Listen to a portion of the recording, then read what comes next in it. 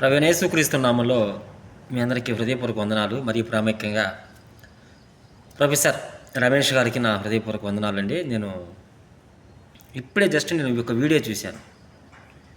నాకు Zoom meeting అయిపోయింది, సేవకుల జూమ్ మీటింగు. నేను ఎందుకు ఊరికి అలా ఓపెన్ చేస్తే నాకు ముందు వీడియో అదే తగిలిందండి. ఈ పాస్టర్ గారిలో ఇది ఉంది అని షాలేం రాజు గారి ఫోటో వేసి కింద తర్వాత ప్రొఫెసర్ రమేష్ గారి ఫోటో ఉంది ఆ తమ్మునేళ్ళు. 17 నిమిషాల నిడివి గల ఆ వీడియో ఏముందా అని చెప్పి చూస్తే నాకు చాలా సంతోషం వేసింది. నిజంగా చాలా సంతోషం వేసింది. ఎందుకంటే మీరు చూడండి, ప్రొఫెసర్ రమేష్ అని నెట్లో సెర్చ్ చేయండి, యూట్యూబ్లో. ఆయన వీడియోలో అన్ని అవుట్లోకి వచ్చేస్తాయి, బయటపడతాయి.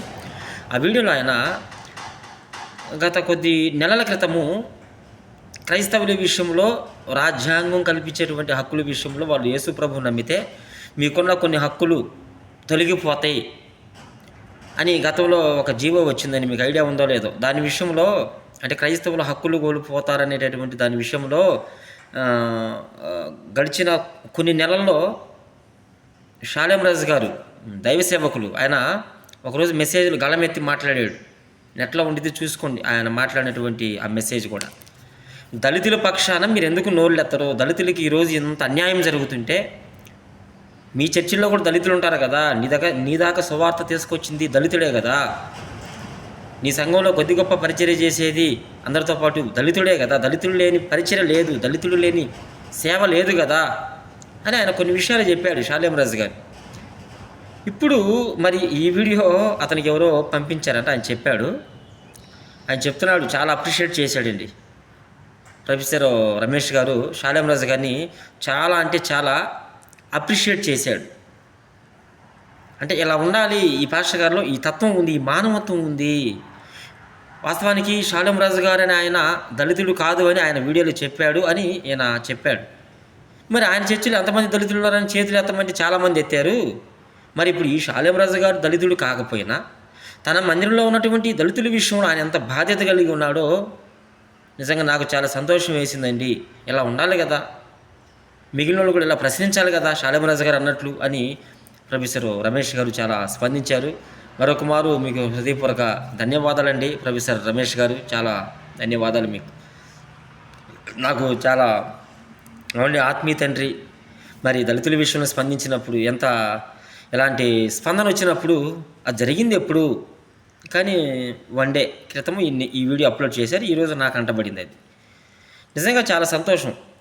నేనేమంటానంటే ఈ వీడియో ద్వారా మన మందిరాల్లో కూడా అన్ని కులాలలో వస్తారు.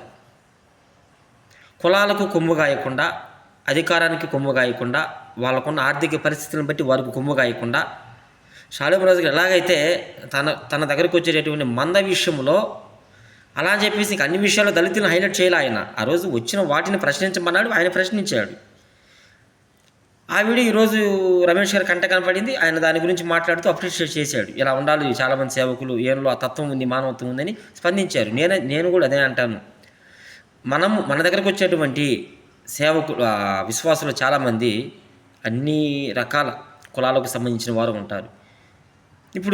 అప్పుడు దళితులకు వచ్చింది, రేపొద్దున ఇంకొకరికి రావచ్చు, బీసీలకు రావచ్చు, ఓసీలకు రావచ్చు, ఓబీసీకి రావచ్చు, ఏమండి ఎస్టీలకు రావచ్చు.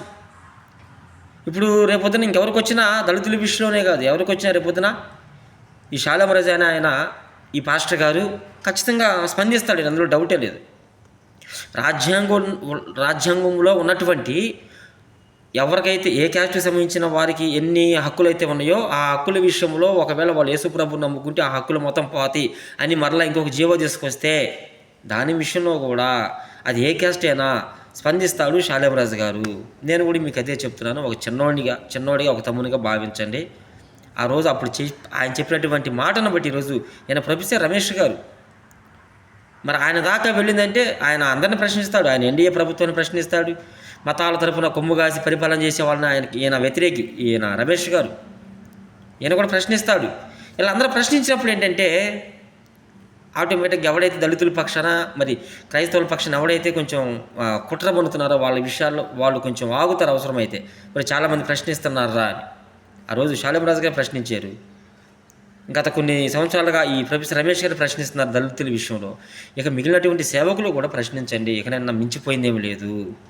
మన సంఘాల్లో వచ్చేటటువంటి అన్ని కులాల్లో అన్ని ఏదో ఒక విషయంలో ఏదో ఒకటి జరుగుతూ ఉంటుంది. ఒక దళితుల విషయమే కాదు, సేవకులుగా ఉన్నటువంటి ప్రతి ఒక్కరు కూడా ఎవరికి ఏ అన్యాయం జరిగినా స్పందించి మానవత్వాన్ని చాటుకోవాలని మీ అందరికీ నేను హృదయపూర్వకంగా ప్రేమపూర్వకంగా తెలియజేస్తూ ముగిస్తున్నాను.